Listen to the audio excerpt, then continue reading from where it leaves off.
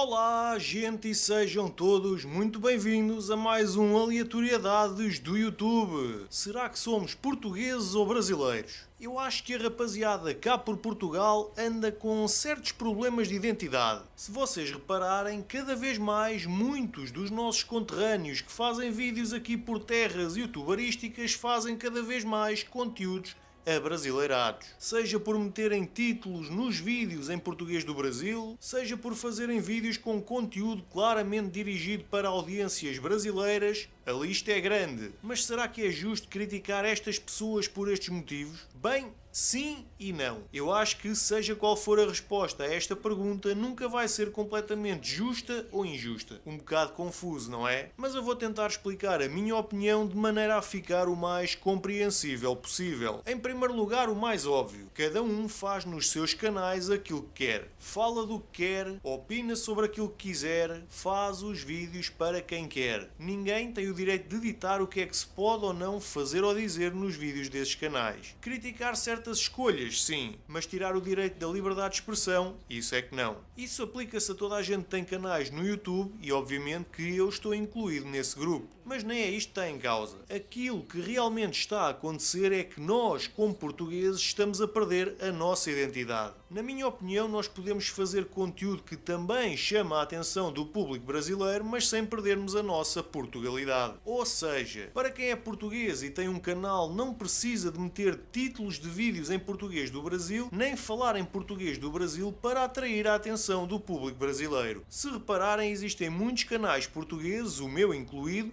que conseguem chamar a atenção dos brasileiros sem ter de recorrer às artimanhas que mencionei atrás. Até já existem canais portugueses cujo conteúdo é quase que inteiramente dedicado a falar de assuntos sobre o Brasil. Uma coisa é falar de um pouco de tudo, outra coisa é fazer vídeos dessa maneira só pelas visualizações, porque sejamos realistas, é para isso que esses vídeos são feitos. O YouTube em Portugal já é tão pobre a nível de conteúdo que este tipo de atitudes ainda contribuem mais para piorar uma situação que já de si não é boa. E sim, quer gostem ou não de ouvir, a verdade é esta: o YouTube Portugal é muito pobrezinho se comparado com as comunidades de outros países. Se bem que também chamar de comunidade a isto nos tempos que correm chega até a ser uma piada. Nós até temos potencial para ter uma comunidade de produtores de vídeo bastante decentes, mas não sabemos aproveitar as oportunidades que nos são dadas. Hoje em dia toda a gente quer ter muita atenção nos seus canais, mas tendo o mínimo de trabalho possível na concretização dos seus vídeos.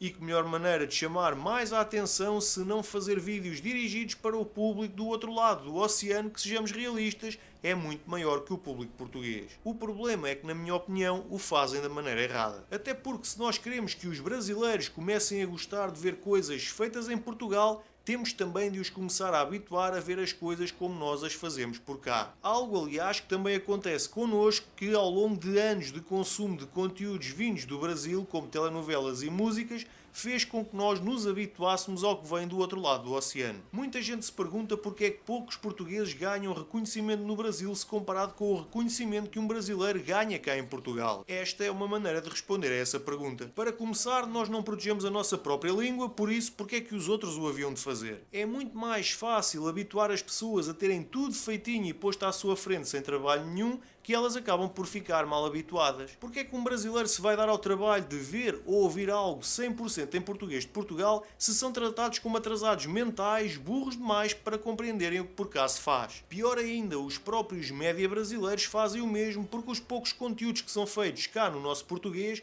eles mesmos fazem dobragem para português do Brasil, como se estivéssemos a falar de conteúdos falados em outra língua. E obviamente esse não é o caso. Logo, a desculpa que muita gente arranja é: mas os brasileiros não entendem o português de Portugal. Por isso mesmo devem ser habituados a ver e a ouvir coisas feitas na nossa língua. Se formos a ver, nós nem sequer precisamos de ir para o Brasil para encontrarmos alguém que não entende o nosso português. Imaginem esta situação: uma pessoa de Lisboa, por exemplo, se for à cidade do Porto, não vai entender certas expressões usadas nesta cidade do norte do país. Da mesma maneira que um portista, quando vem a Lisboa, não vai entender muitas das expressões que por cá se usam. E tenham em atenção que estamos a falar de dois tipos de pessoas que são do mesmo país. Por isso, na minha opinião, fazer vídeos desta maneira é estar a tratar os outros como autênticos estúpidos. Pessoas que não têm inteligência suficiente para entenderem o que se diz nos vídeos. Ora, eu mesmo tenho alguns inscritos brasileiros e não é por isso que eles deixam de ver ou ouvir aquilo que eu tenho para dizer nos meus vídeos. Se não entenderem alguma coisa e tiverem algumas dúvidas, basta perguntar. Mas isso também já é uma coisa que está incluído nos genes dos portugueses. Eu acho que nós temos assim uma espécie de sentimento de inferioridade perante os outros